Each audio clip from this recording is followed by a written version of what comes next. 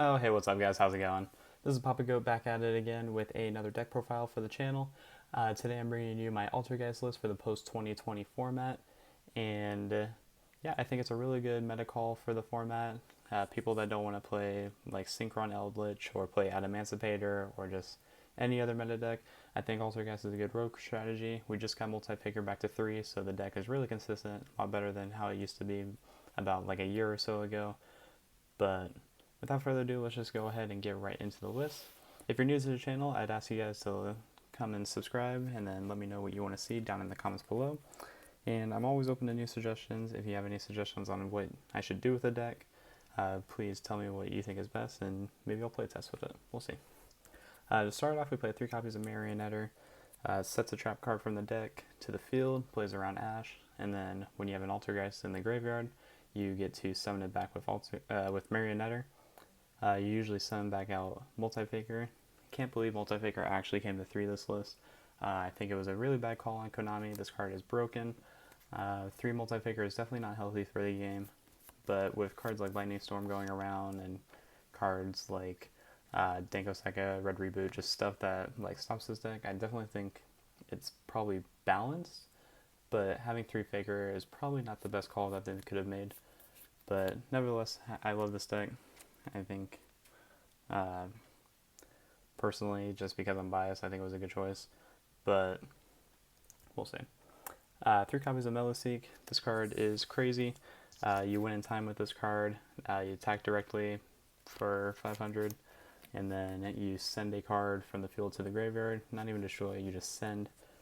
And when it leaves the field, you can search and Altergeist monster from your deck to your hand. So, really good. 2 copies of Silk. Shouldn't really have to explain too much on these ratios. They're very, very generic. I think you see this list pretty much from every player that plays Altergeist. This is the perfect lineup. I definitely think Silk at like more than 2 would be too cloggy, but Silk at 1 would probably be not good enough. But 2 is perfect. And then the 1 Konkiri, of course, like you just have to play the horse. So that's it for the Altergeist monsters. For hand traps, we play 3 copies of Ash. It's just standard. Again, this list is very like cookie cut. 3 Veiler, same thing. Like people all have been opting to play 3 copies of Ash, 3 copies of Veiler. It's very, very self-explanatory. It's really good because you're playing Celine in the extra deck, so having cards like Veiler, it just helps you make into your access code talker plays. But that's it for the monster lineup. For the spells, we only play 4 spells in the deck. This is a very trap heavy deck, so for spells you just play 3 copies of Pot of Extravagance, now in that beautiful ultra rare print for those that don't want to play secrets like I do. And then the 1 copy of Pot of Duality. The only reason I'm playing 1 Pot of Duality is because now that Faker's back at 3, you want to be able to pull off your special summon effect as much as possible. You're more than likely to open up Imperm Faker now that it's at 3, and then that's like your opening, like, not necessarily combo, but like you're usually in a very good position if you can pull that off turn 1. But yeah, that's it for the spells. Again, it's a very short lineup. The spells are not really that important in the deck. It just adds a little bit more consistency. For traps, we play 3 copies of Spoofing, and then 2 copies of Protocol, and 1 copy of Manifestation. So the reason for these ratios, I think Protocol is very self-explanatory as well as Spoofing, but I only play 1 Manifestation just because if you know how to play the deck, you don't really need the 2nd copy. You can just keep recycling with Silk. If you're not good enough or not experienced enough, like probably for people that are just now like trying to pick up Altergeist and trying to figure out the deck, maybe you should be playing 2 copies of Manifestation, and then over time when you're more comfortable with the deck, maybe you should just cut it down to 1. But that's it for the Altergeist traps. We do play a lot more traps. We play 3 copies of Infinite Permanence. Standard, you have to play that card, this card in the deck. 3 copies of Solemn Strike. Again, very, very standard list. Strike is the best counter trap going first and second. Going first, debatably, could be Solemn Judgment. It's really good for stopping cards like Lightning Storm, stopping cards like Evenly Matched. Like, you just have to play the old men. And then we play one copy of Imperial Order. If you want to play 2 copies of Manifestation, you could easily cut the Imperial Order. I'm just playing it because I just had the 1 flex spot in the deck. You could also debatably like cut Torrential, or not Torrential Tribute. You could cut the Pot of Duality that you play as a 1 of, and then just play the 3 Extravagance and play the second Manifestation if you like as well. But it's all just personal preference. I really like the ratio. I enjoy all the traps that are, all the lineups in the deck. So that's my thought. And then the last 2 traps in the deck, I play 2 copies of Torrential Tribute. You don't want to see too many of it.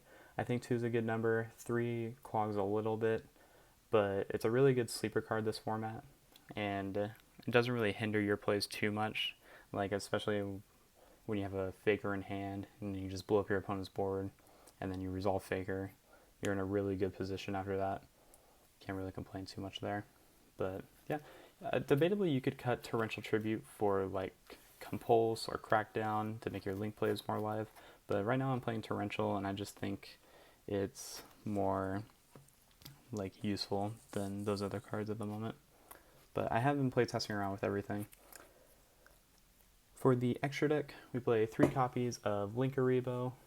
You have to max out on this card because it's your best Link 1.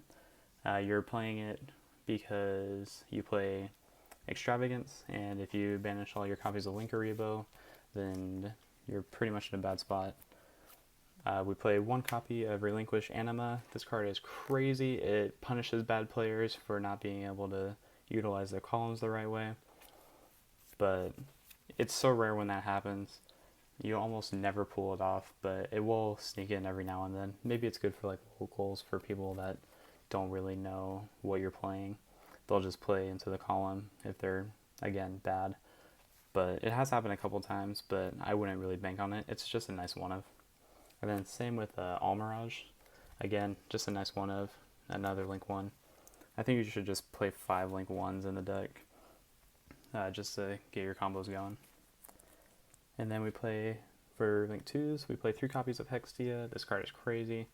The OTK is a lot more consistent now that Faker is back at 3. And usually when you set up multiple Hexias, you should be winning. If not, then you're in a really good position after. Stops cards like Evenly Matched, stops cards like Lightning Storm. It's great. We play 1 copy of Hida.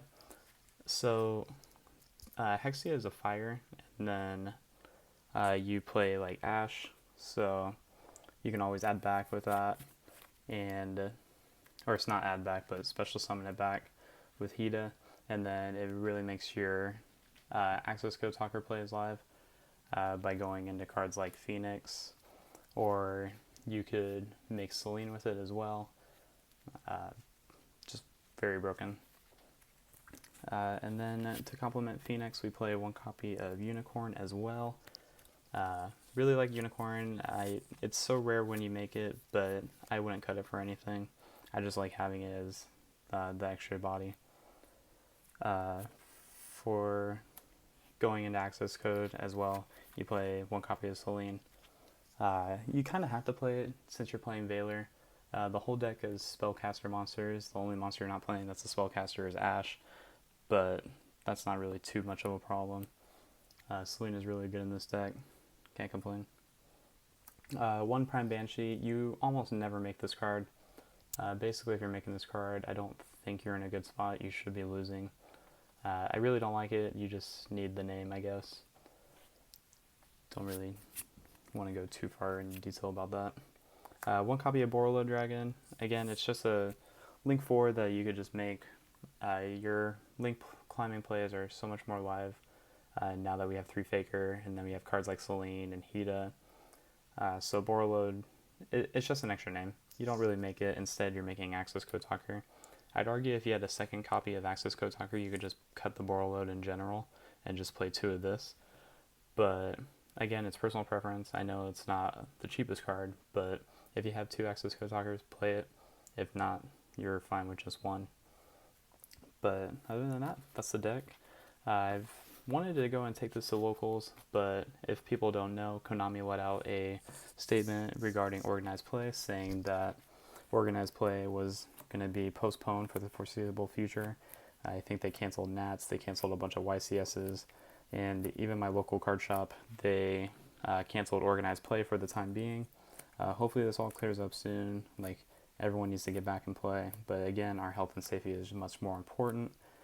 But yeah, guys, that's really it for the deck. I hope you enjoyed watching. If you have any questions, comments, concerns about the deck, anything you think can help me out, feel free to let me know in the comments below. Let me know what you guys want to see. Again, please subscribe to the channel. It's free. And give it a like if you'd like. So yeah, thanks for tuning in, and I will catch you all on the next one. Papa Goat, gone.